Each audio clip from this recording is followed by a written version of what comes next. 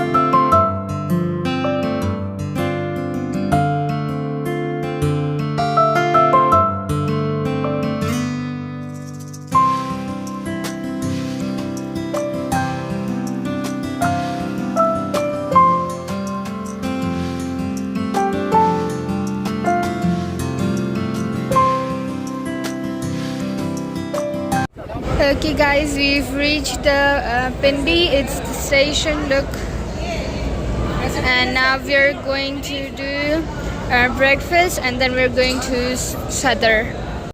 So this was the train that we went into and it was a pretty long train, and now we're going to eat something or do something.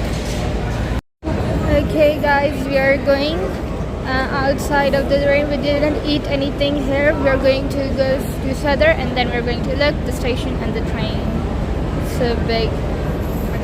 Okay, so this is the outside of the station. Now we're going to do something because we are traveling locally, so we have to, you know, just take some sort of vehicle to the Sadr bazaar, and now we are going to take something, so like an auto or a chinchi or a van or something. So see, it's very sunny outside. So this is the railway station, outside of the railway station. Now let's see what are we going to do. See, look, there are flowers, and now we're going to take a van.